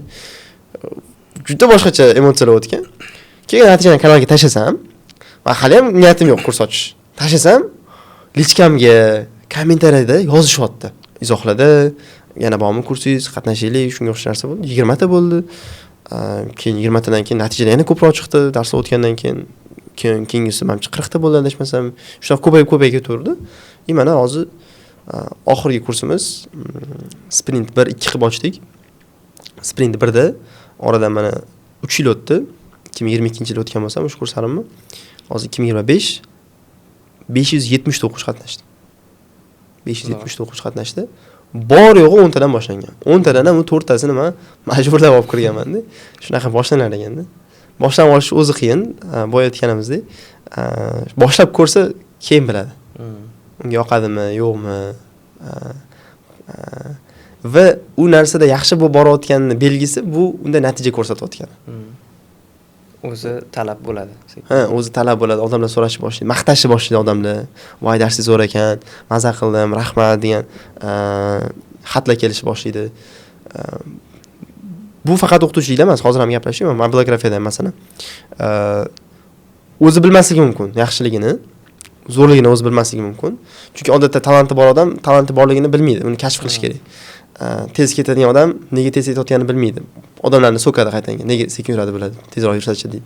Yoki ko'p kitob o'qiydigan odam hammani shunaqa deb o'ylaydi. O'zi aqlliligini bilmaydi masalan. Shu holatda kimdir maslahat so'rab kelsa, odatda biladi o'zi nima qilishini, ikkilanib turgan bo'ladi. O'shani qiling deb ozgina maslahat berib bo'ldi-da. Motivatsiya berib, bosing. Men siz bilanman, qo'llab-quvvatlayman deyorsiz, ayniqsa u siz gapingizni oladigan bo'lsa, sizni hurmat qiladigan bo'lsa, ta'sir qiladigan bo'lsa gapingiz, bo'ldi-da u. Juda zo'r mukammal imkoniyat haligi inson uchun, chunki u talantini kashf qildi, bosadi endi, qilib ko'radi. Qilib ko'rmaguncha bilmaymiz. Yaxshi bo'lib ko'rmaguncha bilmaymiz u narsa biznikimi yo'qmi. Bizniki bo'lsa, ko'rinadigan natijaga kelish boshlaydi. O'sha daromaddan masalan, o'quvchilar sonidan, o'quvchilar fikrlaridan, takliflardan, shunga o'xshash daromad miqdori tomonidan. Endi bu tarafdan gaplashaylik, mana bizniki bo'lmasa degan tomoni ham bor-ku. Bizniki bo'lmasa demak, o'xshamadi. Ko'pchilik o'sha duxuga tushib qolib, o'tirib qolib, motivatsiyasi tushib, qo'rqib qoladi o'sha boshqa narsa qilishdan. Bu narsa okeyligini tushunmaydi, qanday? Tabiiy, hamma narsada zo'r bo'la olmaymiz. Bu ham qaysidir tomonda rizq, ya'ni nimadirda yaxshi bo'lamiz, nimadirda yaxshi bo'la olmaymiz, qaysidir tomonda kuchlimiz, qaysidir tomonda yo'q. Buni tan olish kerak. Okey, bu narsa meniki emas ekan, boshqa narsani qilib ko'raman deyish kerak. Men o'zim masalan grafik dizaynga juda qiziqardim. Haddan tashqari qiziqardim. Lekin qiziqish degani unda zo'r bo'la olasiz degani emas-da. Masalan, basketbolga ham qiziqaman, lekin bu degani men basketbolist bo'lishim kerak degani emas-ku. PUBG'ga ham qiziqasiz. Men o'yinlarga ham qiziqaman. To'g'ri. PUBG'ga emas lekin. Call of Duty edi. Qiziqaman degani o'sha narsada zo'r bo'lasiz degani emas-da. Qiziqaman, lekin o'shaning protsessini ko'rgandan keyin o'sha kompyuterga qarab o'tirish kerak ekan, misol uchun tikka shuna bitta joyda o'tirib qolib ketar ekansiz, masalan, ilhom kelish kerak ekan, g'oya kelish kerak ekan. Bu narsa menda yo'q. Ya'ni men ijodkor emasman. Ijodkor emasman deganda, tabiatan men kreativ inson emasman-da, haligi g'oyalarni qiladigan darajada. Men ko'proq haligi implement qiladigan odamman. Kimdir menga g'oya bersa, o'shani qilib tasha olaman, lekin g'oya o'zidan chiqa olmaydi-da. Qiziqaman, lekin meniki emasligini tushunib yetganman. Men 3D Maxga ham qiziqqanman. U ham meniki emasligini tushunib yetganman, chunki u kompyuterda o'tiradigan dizayn ishi ko'p ekan, menga emas deganman. Lekin dars bersam nimadir tushuntirib bera olaman, misollar bera olaman. Odamlar ha, wow deydi. O'rganayotganini men sezib turaman. Bunda meni qaysidir ma'noda talentim deymizmi, mana shu haqida kuchim bormi, plus tarafim bormi? Shunaqa, o'shaning uchun qilsam menga natija keladi. Shu. Demak, nimadir qildingiz, o'xshamadi, okey. Boshqa narsa qilib ko'rasiz. O'xshamadi, boshqa narsa qilib ko'rasiz. Topguncha qilasiz. Bu normal holat. Topganingizdan keyin o'sha narsani yaxshilab yaxshilab borish kerak. Mutaxassis bo'lish kerak. To'xtab qolish kerak emas. Mutaxassis deganda 10,000 soat qoidasi bor. 10,000 soatga chiqish kerak. 10,000 soat qoidasini ko'pchilik noto'g'ri tushunadi. 10,000 soat ishlasam bo'ldi ekan deydi. Yo'q, tajriba bitta ishni qayta-qayta qilishdan kelmaydi. Tajriba har xil ishlarni qilishdan keladi-da. Masalan, bitta shahardan ikkinchi shaharga 10 yil mashina haydaydigan odamda 10 yillik tajriba yo'q. Bunda faqat vaqt masalasida. Lekin har xil yo'llarda yurgan odamlar bo'ladi. Har xil mashina haydaydigan odamlar bo'ladi. Ular haqiqiy shofyor, haqiqiy haydovchi. Ularda haqiqiy tajriba bor. Tog'li yo'llarda ham yurgan, loy yo'llarda ham yurgan, misol uchun qishloqlarga ham borgan, chekka-chekka joylarga ham borgan, 1000 kilometrlik yo'llarda ham yurgan bo'lsa, safarlar qilgan bo'lsa va shahar yo'llarida ham yurgan. Mana bu haqiqiy tajriba-da. O'qituvchida ham shunaqa. O'qituvchi ham bitta ishni 10 yil qilsa, unda 10 yillik tajriba bor deyish noto'g'ri. Unda faqat vaqt masalasida tajribasi bor. U har xil dars berib ko'rganmi? Elementaryga ham, pre-intermediate ham, intermediate ham, onlayn ham, offlayn ham, katta auditoriyaga ham, kichkina auditoriyaga ham har xil kitoblardagi metodikalarni ishlatib ko'rganmi, yo'qmi? O'sha mutaxassis deganda har xil narsani qilib ko'rish nazarda tutiladi va chuqur kirish. Masalan, sohasi haqida 3 ta kitob o'qishi, sohasi haqida o'rganishi, o'qituvchi bo'lsa Celta kurslari, Delta, TEFL, TESOL bor ingliz tili o'qituvchilari uchun. Boshqa sohalarda ham shunaqa. Keyin mutaxassis bo'lgandan keyin kuniga 15 daqiqa qoidasi bor. 15 daqiqa eng kami. O'sha kuniga 15 daqiqadan o'zingizni sohangiz haqida o'rganishingiz, yangiliklarni o'qishingiz, yangi tadqiqotlar chiqsa, o'shani o'qib qo'yishingiz Kevin Kellyning kitobida keladi. Boshqalardan sizni ajratib qo'yadi. Boshqalarda yo'q narsani sizga beradi. Nega desa, chunki boshqalar qilmaydi. O'zi 15 minutdan kam, 1 soat qilsa zo'r. Lekin 15 minut ham qilishmaydi odamlar. Shunaqa. Haligi 3 ta kitobni ham ko'pchilik o'qimaydi o'zi. 97 3 qoidasi bor haligi. Bitta sohada, bitta holat haqida, bitta kichkina o'sha nisha haqida 3 ta kitob o'qib qo'yishingiz sizni 97% odamlardan ajratadi. Nega desa, o'zi birinchi kitob o'zini ham 80% odam o'qimaydi. 80% odam o'qimaydi bu kitoblarni. Bitta kitob o'qisangiz, siz 80% odamdan oldindasiz. Ya'ni ular bilmagan narsani bilasiz. Endi amal qilsangiz bo'ldi. Ikkinchi kitob o'qiydigan bo'lsangiz, haligi bitta kitob o'qiydiganlar bo'ladi. Taxminan bir 17% odamlar desak bo'ladi. 17-15% odamlar. Siz ulardan o'tib ketgan bo'lasiz. Ikkinchi kitob o'qiganingizda, uchinchi kitob o'qiganingizda, uje uchinchiga ko'pchilik bormaydi. Taxminan 3-4% odam bo'ladi. Siz 97% odamdan shunday oldinga o'tib ketgan bo'lasiz. Ular bilmaydigan ma'lumotlarni bilasiz. Har qanaqa sohada. Marketing, bu o'qituvchilik, har qanaqa sohada menimcha ishlaydi shu narsa. Psixologiya, persuasion. Mana blog yuritishadi. Lekin blog yuritayotganini o'zi bilmaydi, nima ishlayapti, nima ishlamayapti. Shunchaki omadi kelib qolyapti-da, ya'ni zamon bilan yuribdi. Lekin ozgina zamon o'zgargan bo'lsa, orqada qolib ketishi mumkin. Pastga qulashi mumkin. Lekin mashina ilmini bilgan odam pastga tushmaydi. Psixologiyani bilgan odam, odamlarni o'sha tabiatini bilgan odam orqada qolib ketmaydi. Chunki u zamon bilan hamnafas emas, u oldindan bo'lib kelgan inson tabiatida bor narsalarni ham biladi. Va mana bu zamonda bo'ladigan narsalar, ya'ni hozirgi zamonda bo'ladigan narsalar, strategiyalar, qanaqadir usullar, marketing aniq metodikalar deyshadi, u vaqtinchalik. Nima vaqtinchalik emassa, inson tabiati. Inson tabiati 2000 yil oldin ham bor edi, 10 ming yil oldin ham bor edi, bundan keyin ham bo'ladi. Qanaqa bo'lgan bo'lsak, qanaqa muammolarimiz hozir bor bo'lsa, oldin ham bo'lgan ular. O'sha dangasalik, masalan, bizdan avtoritet kuchli odam gap aytsa, uni olishimiz, ko'p odam bitta narsani qilsa, o'sha narsani qilib ko'rishimiz, ilhom berishi, yoki kimdir bizga yordam bersa, biz ham unga yordam qilishimiz. Bu oldindan bor narsa edi. Shu haqida kitoblar bor. Robert Cialdini Influence kitobi, Persuasion. Charlie Munger aytadi, o'zi psixologiyada deydi, faqat ikkita odamni hurmat qilaman deb aytadi. Bittasi Kahneman degan odam bor, Thinking Fast and Slow, men ismini noto'g'ri aytgan bo'lsam kerak. Kahnemanmi, shunaqa o'qiladi adashmasam. Daniel. Ikkinchisi Robert Cialdini. Robert Cialdiniga o'zini stokini ham sovg'a qilib yuborgan. Katta summadagi kitobni yoqqani uchun padarga qo'ygan. O'zi qanaqa milliarder odam edi masalan? Boyagi gapingizga men o'zim endi o'quv markaziga ishga olamiz o'qituvchilarni. Kelganda o'qituvchilarga bitta savol bor. Teaching bo'yicha oxirgi o'qigan kitobingiz. Teaching bo'yicha qaysi kitob o'qigansiz? Va ko'pchilik tushunmaydi. Morphy deydi. Haligi teaching bo'yicha emas-da, ingliz tili bo'yicha. Ya'ni o'zini teaching skills bo'yicha emas, o'zini bilimiga ishlagan kitoblarda aytadi. Juda ko'p holatda va men hozirgacha ko'rmadim birorta o'qituvchi men mana bu kitobni o'qiganman teaching bo'yicha deb aytmadi. O'zi ishini seriozniy oladiganlar kamda, jiddiy oladiganlar kamda. O'zi taxminan mana shunaqa statistika borda Amerikada 83% odam ishni almashtirmoqchi. Ya'ni ularga ishdan ham ko'ra ko'proq pul qisuvdi. Ya'ni hozirgi qilib turgan ishini tema haligi qanaqadir mavzuga ko'ra ashuna qilsam, ashuncha pul orttira olsam, keyin chiqib ketaman degan narsa bor. Lekin haqiqiy mutaxassis bo'lish xohlaganlar, haqiqatan nimadir o'zgartirmoqchi bo'lgan insonlar o'qib yuradi o'zini sohasi haqida. O'qituvchi bo'lsa ham jiddiy oladi haligi. Pul qilib yurgani uchun dars o'tmaydi-da. Xatolarni to'g'rilash kerak qiladi, o'rganadi. Kitob o'qish mumkin, kurs bor masalan, CELTA o'sha aytganimdek TEFL, TESOLda o'qish mumkin. Jiddiy olib yuradiganlar hattoki haligi keyinchalik o'zgarishi mumkin, lekin o'zgarguncha ham u yaxshilanib borsa, nima ketdi unda? O'zini ishini yaxshiroq qilib borsa, vaqti ham tejaladi, energiyasi ham, natija ham ko'proq bo'ladi. Unaqa odamlar kam. Ko'pchilik o'ylaydi, bittada o'zgarib qoladi deb o'ylaydi-da, o'zgarishdi. Bittada bo'lib qoladi deb o'ylaydi, lekin u sekin asta o'zgarib borishini sezmay qoladi-da. Shunaqa. Keling, mana suhbatimiz oxirrog'ida bitta narsa haqida gaplashamiz. Ko'pincha biz auditoriyamiz shu maktab bitirayotgan yoshlar, 10-11-sinf. Va o'zlari bilmaydi, o'qishga kirish bu o'zlarini xohishimi yoki jamiyatda bosimimi yo ota-onasini xohishimi ajratib ola olmaydi shu narsani. Masalan, mendan maslahat so'rab kelishadi. O'sha narsani aniqlashtirishga harakat qilib savol beraman ularga. Bu rostdan o'zingiznikimi yo o'zingizniki emasmi degan ma'noda aniqlashtirishga savol beraman.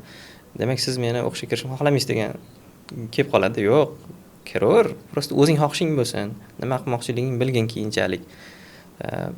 O'zi qanaqa ajratib olsa bo'ladi bu xohish o'zinikimi yo'qmi? Rostdan kirish kerakmi o'qishga? Men o'zim universitetga kirmaganman. Shuning uchun bu tarafdan ko'proq gapiraman baribir. Matrica kinosi bor. Bilsangiz, 4 ta qismi bor adashmasam. Ikkita anaqa beradi. Ko'k tabletka, qizil tabletka. Ichsangiz illyuziyadan xabardor bo'lib qolasiz. Ya'ni illyuziyaning ichida odam yurganini bilib qolasiz. Ya'ni hamma narsa boshqarilayotganini. Qizil tabletka ichadigan bo'lsa, o'sha red pill deydi. O'sha xabardor bo'lib qolasiz. Ya'ni ko'kni ichsangiz, xabardor bo'lmasdan yuraverasiz-da. Biz ko'pchiligimiz ko'k bilan yuramiz, o'sha ko'k tabletka bilan yuramiz. Ya'ni qaysi ma'noda bilmaymiz boshqarilayotganimizni. Va jamiyatni normalariga, jamiyatga moslashish uchun harakatlarimiz bo'ladi. O'qishga kirish, qaysi joyda o'qish, qaysi joyda ishlash, status o'yinlarini o'ynash, diplom uchun, kimdir aytgani uchun nimadir qilish, temalar bo'lib qolsa masalan, gentra olish kerak bo'lsa, gentra olish. Aslida bizning xohishmi yo ularning xohishmi? Ikkinchi taraf ham bor, determinizm degan narsa ham bor. Bu determinizmda hech narsa o'zi siz tanlovingiz emas deydi. Hamma narsa ga ta'sir bo'lib sizgacha kelib qoldi deydi. Mana shu o'tirishim ham masalan o'zim tanlov emas. Siz chaqirdingiz. Siz chaqirishingizga ham nimadir sabab bo'lgan. Ya'ni o'zingizniki emas degan filosofiya bor. Shunaqa determinizm deydi. Determinizm. Endi o'qish haqida gaplashadigan bo'lsak, o'qish shunaqa narsa, telefoningizni berib tursangiz, o'qish shunaqa narsa, o'qish hayotda inson ketayotganda yiqiladigan bo'lsa, unga yostiq vazifasini bajaradi. Ya'ni yiqilganda qattiq tushmaydi, yumshoq tushadi, diplom borligi uchun hech bo'lmasa qayerdadir ishlay oladi. Juda pastga tushib ketmaydi. Ha, juda pastga tushib qolmaydi. Stabil oylik ola oladi, qayerdadir ishlab, misol uchun. Shunaqa tarafi bor, ya'ni sizga safe zonani beradi. Safety beradi. Farrosh bo'lmaysiz yo, afisha. O'shani oldini olib beradi. O'qishi tarafi, zo'r tarafi shu. Lekin shu zo'r tarafi borligini hisobiga tangan ikkinchi tomoni ham bor. O'qish sizga patolog, ya'ni tom vazifasini ham bajaradi. Ya'ni masalan, bo'yi aytaylik 30-40 metr tepaga o'sish mumkin bo'lgan daraxt borda, lekin siz tom yopib qo'ygansiz. o'solmaydi u tepaga. Undan tepaga chiqa olmaydi masalan. Boradi, tiqilib qoladi, to'g'rimi? O'ta olmaydi yog'iga. O'qish ham shunaqa vazifani bajaradi, ya'ni risk olishimizni kamaytiradi. Siz stabillikni tanladingiz, siz ehtiyotkor zonaga kirdingiz, to'g'ridan-to'g'ri siz vaqtingiz cheklanadi, o'qishga borishingiz kerak, unga to'lashingiz kerak kontraktingiz. Bu qilishingiz mumkin bo'lgan risklarni oldini oladi va sizni tomiz vazifasini ham bajaradi. To'g'ri, yostiq bo'lib beryapti. Yiqilsangiz yiqilmaysiz, qattiq tushmaysiz, lekin tepa ham bor. Ya'ni tepaga ham chiqib ketib qolmaysiz. Risk ola olmaysiz. Hammaga emas, ko'p holatda, umumiy olganda aytaman. Endi o'qishga kirmaganda nima bo'ladi desa, o'qishga kirmaganda mana bu yostiq ketadi. Siz yiqilganda qattiq tushishingiz mumkin. Bu yostiq hechdan tashqari mana ham ketadi-da. Patolog ham yo'q. Patolog ham yo'q. Siz tepaga chiqib ketishingiz mumkin. Masalan, menda shunaqa bo'lgan, o'qishga kirmaganlik hisobiga, maktabga ham uncha darslarga juda faol qatnashmagan hisobiga 11-sinfda men yuqorilaganman deb o'ylayman. Risk ko'p qilganman-da. Blogda dars o'tish, reklamalar sotib olish, odamlar bilan tanishish, har xil proyektlarga yo'q demaslik, deb borish masalan. Bu risk. Chunki men bu yo'g'i o'ylamayapman haligi. Yiqilib ketishimni o'ylamayapman. Ertaga ishsiz qolib ketishimni, diplomsiz qolib ketishimni o'ylamayapman, lekin tepaga chiqib ketaman. Shunaqa. Endi shuni hisobga olish kerak. Odamlar tabiatan risk oluvchimi, risk ola oladimi, risklarni ingliz tilida aytganda ya'ni handle qila oladimi, ular bilan kelishib keta oladimi, yiqilsa qattiq tushmaydimi, shuni o'zi analiz qilish kerak, keyin tanlash kerak deb o'ylayman, o'qishga kirish yoki kirmaslikni. Nasim Talib masalan aytadi, 30 yoshdan keyin kirish kerak universitetga. Hamma narsani, hamma risklarni qilib ko'rgandan keyin siz uje hayot yo'lingizni tanlab oldingiz, keyin universitet tanlab o'sha yo'l bo'yicha ketasiz, sohangizni tanlab oldingiz, mutaxassisligingizni endi ketasiz masalan.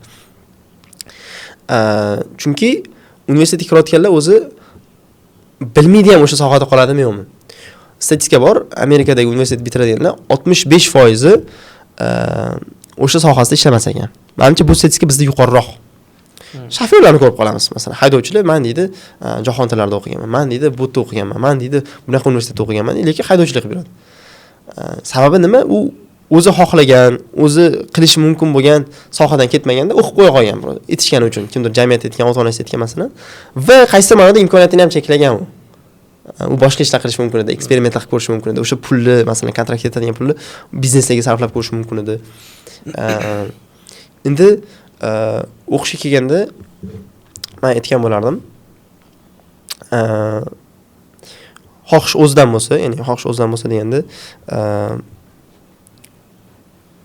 o'sha risk taraflariga tayyor bo'lsa, stabillik berishiga, misol uchun vaqtini olishiga, kontraktni to'lashiga tayyor bo'lsa va o'zi shu narsani xohlasa qilib ko'rish kerak. Men masalan o'zim shu yoshdagi inson sifatida va ustozlardan maslahat olgan inson sifatida aytgan bo'lardim. 1 yillik hech bo'lmasa gap berib olib ko'rish kerak maktabdan keyin. Sraz topshirish kerak emas, gap berib olib ko'rish kerak va o'sha 1 yil davomida har xil ishlar bilan o'zimni sinab ko'rish kerak. O'zi 3 oydan 6 oygacha ketadi vaqt bitta narsani o'rganishga, hozirgi paytda, ya'ni ko'nik bilan o'rganishga. Haqidagi kitob ham bor, The First 20 Hours degan kitob bor, misol uchun. O'shani ham aytadi, bitta narsani qilib ko'rmoqchimiz, 20 soat vaqtingizni sarflab ko'ring o'shanga. Yozishga masalan, yozish skillni yaxshilash uchun 20 soat berib qo'ying o'zingizni. 20 soat deganda qanaqa? Shu yozish haqida kitob o'qiysiz, bitta masalan 6 soat vaqt ketadi. Ikkinchi kitob o'qiysiz, yana bitta vaqt ketadi 12 soat. Keyin yozib ko'rasiz, 8 soat masalan praktika qilib ko'rsangiz, bilasiz yozish sizgami, sizga emasmi. Shunga o'xshash narsalar qilib ko'rish kerak. Sohalarni kirib ko'rish kerak. 1 yil davomida ko'p sohani o'rgansa bo'ladi. Keyin topshirish kerak tanlab turib. Birdaniga maktab tugatdi, hali hech narsa qilib ko'rmadi, sraz universitetga kiradi. Keyin universitetga kirganda keyin menga emas ekan deydi, lekin mana shunday yana psixologik bias fallacy paydo bo'ladi-da. Sunk cost fallacy deydi. Shuncha vaqtim ketdi-ku, imtihonlar topshirdim-ku, 1 yil kontraktni to'ladim, keyin o'qib qo'yaveray deydi. Bu yerda vaqtni isrof qilganligi uchun keyingi vaqtini isrof qilishga ham tayyor bo'ladi. Lekin ozgina o'ylab ko'radigan bo'lsak, arziydimi shunga? Ya'ni biz vaqtimizni sarflab bo'ldik, buni o'zgartirib bo'lmaydi, bu o'tmishda qoldi, bu vaqt o'tib ketdi, buni qaytara olmaysiz. Lekin bu vaqtingizni isrof qilmasligingiz mumkin-ku. O'sha vaqtni yaxshiroq narsalarga samarador yo'l bilan ishlatish mumkin-ku. Nega unaqa emas? Azakan o'zlari aytadi, masalan, 7 yil o'qigan, Sanpida adashmasam, lekin o'qituvchilik sohasiga ketgan. Chunki tushunib yetgan meditsina ulagan emas. Ular xohlamayapti uni. Intervyuda ham zo'r gaplar bordi. Mayli 7 yil umrim ketdi, lekin qolgan umrim isrof bo'lishni xohlamadim degan gaplar bordi. Bildingizmi, u sizniki emasmi, tashlab ketaverish kerak. Nima? Men o'zim biznes menejmentda o'qiganman. Umuman hech qayerda ishlamasdan turib, bunaqa biznes tushunmasdan turib o'qiganman-da u yoqda. 4 yil shunday o'tib ketgan, miyani orasidan o'tib ketganda nima tushunmaganman u yoqda. Isrof bo'lgan ekan. Isrof bo'lgan. O'sha paytda tushungandek his qilganman, lekin uni kontekstini bilmayman, qayerda qo'llash kerak, nima qilish kerak. Prosta terminlar, o'sha qoidalar sal esimda qolib ketgan.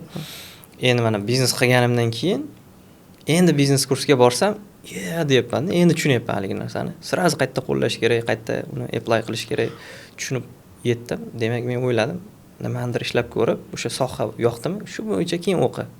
The best teacher is doing, ya'ni eng zo'r ustoz bu qilib ko'rishda. O'shaning uchun talab maslahati-da mana. Siz 30 gacha qilib ko'rsangiz shu narsani, keyin universitetda o'qib, terminlarni o'rganasiz, awareness bo'ladi, hani qilayotgan ishingizni nega qilayotganingizni bilasizda. To'g'ri, bu hamma sohaga mos kelmaydi. Ya'ni meditsina sohasi bor, engineering bor, law bor, science sohalari bor. Bular o'qish kerak. Agar inson masalan olim bo'lmoqchi bo'lsa, doktor bo'lmoqchi bo'lsa, huquqdan ketmoqchi bo'lsa, o'qishi shart universitetda o'qish usiz bo'lmaydi, lekin boshqa sohalardan oladigan bo'lsak, men o'ylayman gap beri muhim. Va the best teacher is doing dedik. O'sha universitetda vaqtini sarflab ko'rsa bo'ladi-da, risklar olib ko'rsa bo'ladi, har xil kurslarga borib ko'rsa bo'ladi, ilmni olib ko'rsa bo'ladi. Bo'lganda shu haligi gap borku, sizga faqat bilgan narsangizgina o'rgatish mumkin. Ya'ni siz o'zingiz bilasiz qayerdadir, keyin shundagina sizga o'shani o'rgatish mumkin. Ya'ni masalan men biznes qanaqa qilishni bilmasdim, umuman tajriba yo'q, hech narsa yo'q, miyada model yo'q, hech qanaqa. Universitetga boryapman, o'rgatishyapti, tushunmayapman. Endi men biznes qilib ko'rdim, tajriba bo'ldi, nimadirlar, o'sha proseslar o'tdi, polniy experiencelar bo'ldi-da, endi o'tgandan keyin haligi har qanaqa teoriyaga misol kelyapti-da xayolda. Uje men boshimdan o'tgan, bilaman uni. Endi uni menga nazariyasini beryapti. Nazariya bilan amaliyot moslashyapti. Shunda yaxshiroq tushunish. O'zi birinchi nazariyani olib qo'yish xato deb o'ylayman men o'zim. Ya'ni nazariyani olib qo'ygandan keyin как skriptga amal qilayotgandek tuyulib qoladi. Ya'ni sizda aytaylik ssenariy bor, o'shanga amal qilishingiz kerak. Mashinadan chiqib ketmasligingiz kerak. Bu limit qilib qo'yadi, cheklab qo'yadi sizni. Nimaga o'xshaydi bu? Masalan, bitta ustoz bordi. Aytadi menga, men deydi, umuman boshqa ustozlarni kuzatmayman deydi. Men harom nimaga dedim. Nimaga desa deydi, ularni stilini o'g'irlab qo'yishdan, shunaqa bo'lib qolishdan qo'rqaman dedi. Ya'ni o'zimni imkoniyatlarimni cheklab qo'yishdan qo'rqaman dedi. Nazariyani olish ham shunga o'xshash. Nazariyani olgan odam shunaqa bo'lish kerak ekan deydi, boshqa holatlarni, boshqa imkoniyatlarni hisobga olmaydi dedi. Qolipga tushib qoladi. Qolipdan tashqariga chiqa olmaydi. Qutiga tushib qoladi, bo'ldi, qutidan yog'i yo'q deb o'ylaydi. Shunaqa universitetda o'qish ham odatda nazariyani beradi, lekin amaliyot bo'lmagan hisobiga cheklab ham qo'yadi keyingi imkoniyatlarni. Qaysidir ma'noda. Demak, siz hozir o'zingiz qidiryapsiz, hali nima sohada ketishingizni aniq bilmaysiz. Universitetga ham kirmagansiz.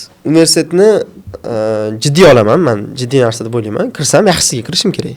Yaxshisiga kirishim uchun yaxshi sohada o'qishim kerak. Endi men uchun yaxshi soha qaysi degan savol bor. Shunga hali aniq bo'lmaganligi uchun hali tanlamaganman. Keyinchalik balkim pedagogika yo'nalishida ketadigan bo'lsa, balkim pedagogika o'qirman. Balkim o'sha psixologiyaga yaxshi qiziqishim bor. Lekin psixologiyani o'qish, universitetda o'qish arzimaydi deb o'ylayman-da, chunki uni o'zi ikkita kitobdan o'qib o'rgansa ham bo'ladi, ko'p narsasini. Marketing bor, marketing ham universitetda ilmlari eskirib ketadi. 7 yilda o'zi almashadigan bo'lsa, hozirgi ilmiga to'g'ri kelmaydi uni. Shunga hali topganim yo'q. Kirsam yaxshisiga kirishim kerak. Lekin mana bunaqa taraflari ham bor-da, universitet diplomini butun umr sizga keraksiz bo'lishi mumkin, lekin qaysidir vaziyatda, qaysidir joyda juda muhim rol o'ynab berishi mumkin. O'zbekistonda bittasi bu sovchilikda, ya'ni borganda farzandim bu yoqda o'qigan desa, haligi o'zini farzandini o'qitayotgan qizni ota-onasi xo'p deyish mumkin. Agar yo'q, men o'qimaganman desa, o'qimayman desa, qizini bermaslik ehtimoli baland bo'lishi mumkin. Bu taraflarni hisobga olish kerak. Kabishda borsangizchi. Men o'ylayman, bunaqa fikrlash xatoda, baribir. Ya'ni diplom ilm degani emas, mashhurlik haq degani emas. Bu haqida postlar yozib chiqdim-da. Ya'ni bizda galo effekti bor-da, haligi. Bu ham o'sha psixologiyadan bitta insonni nimadirda zo'r bo'lishini hamma narsada zo'r deb o'ylab olamiz. Masalan, bitta inson chiroyli bo'lsa, bo'ldi, aqlli ekan degan fikr kelib qoladi. Yoki bitta inson misol uchun mashinasi bo'lsa yoki mashhur bo'lsa hamma gap to'g'ri ekan degan gap kelib qoladi. Diplomi bo'lsa u o'qigan ekan degan. Unaqa emas-da. Shu botin kompleksida. O'ylash kerak, chuqurroq kirish kerak. Rostdan shunaqami yo'qmi? Analiz qilish kerak, plyus minuslarni olish kerak. O'qishga kirgan uchun farzand berib yuborsa, u g'irt ahmoqlikda. Boshqa tarafdan chu yaxshi ota bo'ladimi ertaga, yaxshi xo'jayin bo'ladimi, yaxshi er bo'ladimi, qanaqa o'zi ko'nikmalari bor, oila boqa oladimi, ertaga mas'uliyati bormi? Faqat o'qishidan kelib chiqish kerak emas-da. Bu taraflarni olish kerak. O'qish bitta faktor bo'lishi mumkin xolos. Yo, masalan, o'qishga kirmay 30 yoshgacha yursangiz ijtimoiy bosim bo'ladi-yu, baribir ota-ona tomonidan. Menda yo'q, men olib tashlaganman bosim. O'zim aytganman ularga. Hayot meniki. Qarorlarni men qilaman. Men 18 yoshdan o'tdim. Uzr deganman, aytganman. Oyimga aytganman bu narsani. Adam ham qarshilik qilmaydi. Adam qaytanga meni ko'proq qo'llab-quvvatlaydi-da. O'zing xohlagan ishingni qil degan gaplar bor. Ular endi xohlagan meni, masalan, doktor bo'lishimni. Men tayyorlanganman tashmiga. Kimyo biologiya 3 oy intensiv o'sha anorganikani tugatguncha tayyorlanganman kimyodan. Intensiv haqiqatdan bosib o'qish kerak uni. Haftada har kuni yakshanba kunlari ham dars. Lekin menga bu proses yoqmagan. Yomonlashmas meditsina sohasini, bu men uchun emas xolos. Chunki u juda ko'p yodlash bo'lgan, terminlarni yodlash kerak, formulalar bor, yozish kerak. Mana shu narsa menga yoqmagan. Ya'ni yodlab o'rganish kerak ko'p narsani. Men buni tarafdor emasman-da. Men yodlangan ilm arzimaydi deb o'ylayman men. Chunki yodlanish kerak emas, o'rganilish kerak. Keyin men adamga aytganman, menga yoqmadi bu narsa, qilib ko'rdim. Men emas ekan deb aytganman. Qarasam menga o'qituvchilik ko'proq yoqyapti. Shundan kelyapti natijalar. Shu osonroq ekan menga. Shunda ko'nikman bor ekan degan ma'noda gapirganman. Xo'p deganlar yo'q, muammosi yo'q. Ko'pchilik demak hozir gapingizdan tushunishim bo'yicha ota-onasi aytganini ham qilib ko'rmaydi-da. Hech bo'lmasa ozgina qilib ko'rchi. Qilib ko'rish kerak. Balkim yoqar. Balkim siznikidir u. Endi narigi tarafi ham bor-da. Bu status games ham bor-da. Shuni ham hisobga olishimiz kerak. Status o'yinlari bor. Ya'ni maqom uchun, qanaqadir avtoritet uchun qilinadigan ishlar bor.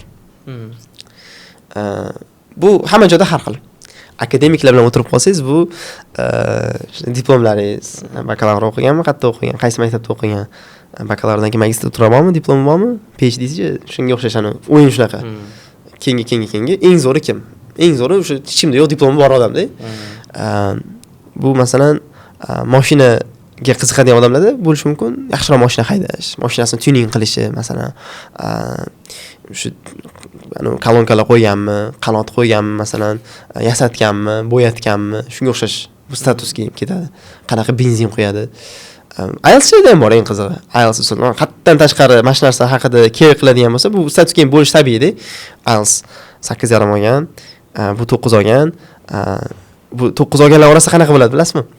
Buniki retek bo'lgan. Bu apellyatsiya bergan. Men yaxshiroqman degan tepaga qo'yadi-da. Status kiyimlari zodagonlarda ham bor. Masalan, til ishlatishlarda, narsa olishlarda, oddiy kafelarga kirishmaydi ular. Yaxshiroq kafega kirish kerak, qimmatroq bo'lishi kerak, ovqati yaxshi bo'lmasa ham. Status o'yini-da, Instagramga qo'yish uchun, misol uchun. Bu ota-onalarda ham bor. Status kiyim. Ularning o'yini qanaqa desa, meni farzandim bu yerda o'qiyapti. Meni farzandim bu universitetda o'qiyapti. Meni farzandim chetda o'qiyapti deb so'zning orasida, suhbatning orasida tiqib ketishi ularning status o'yini. Falonchiga xudo bo'ldik. Falonchiga xudo bo'ldik. Uni o'g'li bu yerda o'qiydi. Uni o'g'li Angliyada o'qiydi. U mana bu universitetni bitirgan degan gapni ishlatish uchun.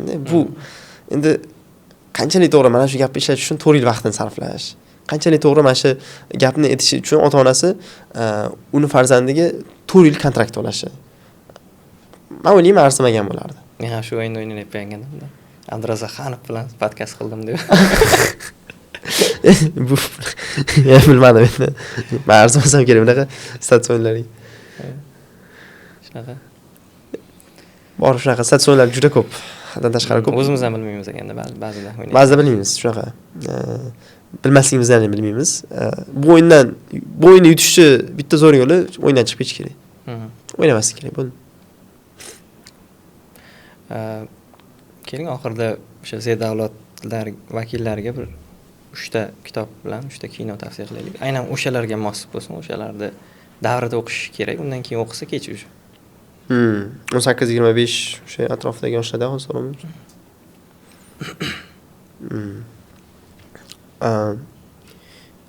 Kitoblar ko'p, tanlash qiyin.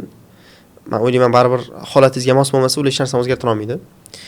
Ya'ni siz o'sha holatda emasmisiz, hech narsa o'zgarmaydi.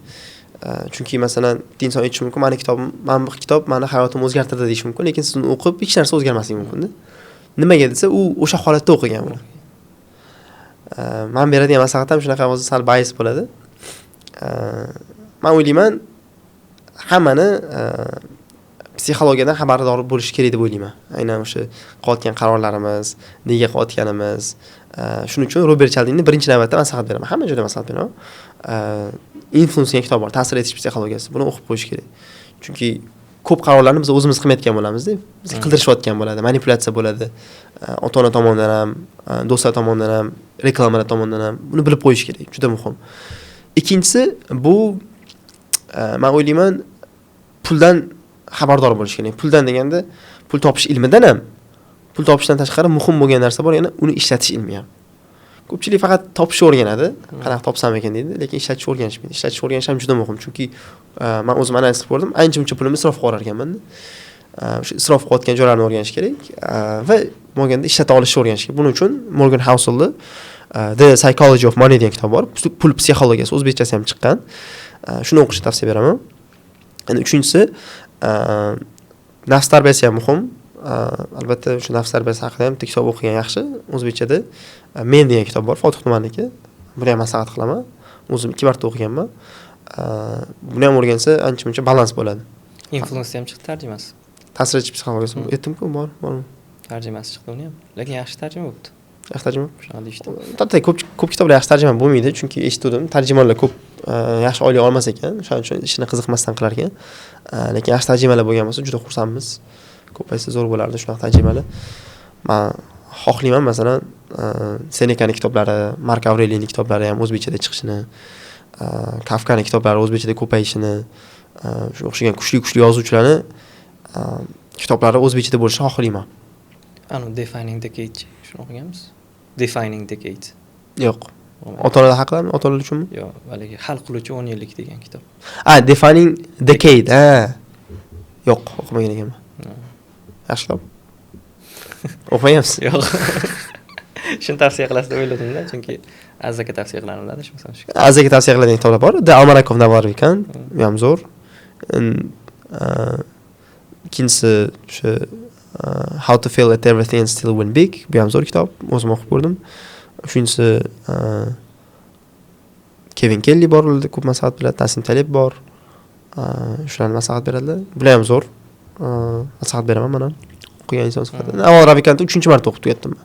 Almanac of Navarrikan. Buni ham aytishim kerak menimcha-da. Zo'r kitob.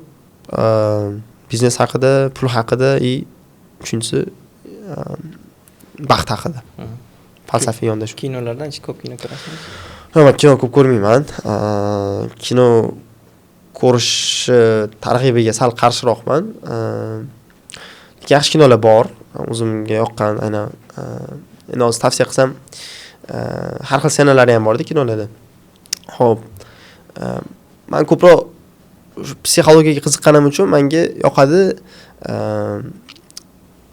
haligi logikaga qo'yib, mantiqiy fikrlab, tanqidiy fikrlab, qanaqadir muammolarni hal qilsa-da o'sha kinoda. Va o'shandan nimadir o'rgansam menga yoqadi-da. Bittasi bor, shunaqa Peaky Blinders degan kino bor. Kino emas, u serial. Shelby haqida. Odamlar ya'ni otishma joylariga qiziqadi, lekin kinoni ozgina o'rgansa, chuqurroq kirsa, juda kuchli temalar ochilgan-da, juda kuchli mavzular ochilgan. O'sha oila mavzusi, oilani qanaqa himoya qilishlari, manipulyatsiyalar, dushmani bilan kurashayotgani juda kuchli ketgan. Shu kino yoqadi menga. 2 marta ko'rganman. Qayta serial. Yana bitta bor, shu haqida Money Heist bor. Bumajniy dom deydi ruschasiga. O'zbekchasi yo'q menimcha. Bu o'g'irlik haqida, lekin ichida o'sha detektiv taraflari, haligi psixologik taraflari, manipulyatsiya, o'sha juda qiziqqanim uchun menga yoqqan. Ko'p narsa o'rgansa bo'ladi-da kinodan. Uchinchisi kinolardan ham bo'lsa, The Matrix ko'rish kerak deb o'ylayman. Hech bo'lmasa ogohlantiradi, xabardor qilib qo'yadi. Mana shu borligi haqida. Shu kitoblardan yana ketaveradi. Molxona bor, 1984 bor, ularni ham o'qish kerak. Xabardor bo'lish uchun, bilish uchun. O'tgan safar gaplashganimizda bu podkastga kim chaqirsak bo'ladi deb so'radik. Shunda ko'p o'zim aytdim, Z avlod vakili bo'lganini ham chaqirib ko'rish kerak. Keyin undan avvalgi avlod, masalan, Millennium, undan avvalgi avloddan birortasi bo'lsa yana qiziq bo'lardi. Siz nima deysiz? Qanaqa odamlarniki aynan kimlarni chaqirsak shu mavzuni ham yaxshiroq ochib berila oladi? Keyingi podkastga men o'ylayman, shu ta'lim sohasida yurgan odamlarni chaqirish kerak deb. Chunki shu faqat ta'limda yurganlar, ilm orqasida yurganlar insonlarni o'zgartira oladi, ta'sir qila oladi. Gaplarda ma'no bor, bema'ni gaplarni gapirmaydi. Hozir ko'p ko'ramiz, podkastga har kim chaqirib yotishdi. Haligi ozgina podpisчик ko'p bo'lsa, mashhur bo'lib qolgan bo'lsa, u nimani orqasidan desangiz, Vine'ning orqasidan, qanaqadir prikol, ma'nosi yo'q bir behayo videolar orqasidan mashhur bo'lgan. Shularni gapirtirib o'tirishibdi-da. Gapiradigan odam unaqa bo'lish kerak emas. Millatga gapiryapti, misol uchun odamlarga gapiryapti. Unaqa odamlarni gapirtirish kerak emas deb o'ylayman podkastda. Shuning uchun ham ilm yo'lida yurgan odamlarni chaqiringlar. Azaka misol uchun o'zimiz tanishlar bor, masalan, Ulug'bek o'rtog'im bor, do'stim. Shu ta'lim sohasidagi boshqa o'quv markazi egalari kuchli ilm orqasidan yurgan odamlar bor. Shularni chaqirish kerak. Ularni chaqirsak, gaplarda ma'no bor, gaplarda manfaat bor, foyda bor. Hamma eshitsa, nimadir ola oladi. Ya'ni qo'shiqchilardan, reperlardan, vaynerlardan nimadir o'rgana olamiz deb o'ylamayman-da. O'zini ishini qilib yuraversin ular. Shu bo'lganda. Mayli, kelganingiz uchun rahmat. Sog' bo'ling. Rahmat. Sizga ham taklif uchun rahmat. Sog' bo'linglar. Qarsak qo'ydilar endi. Ana prikol bor, let's do podcast bro deydi.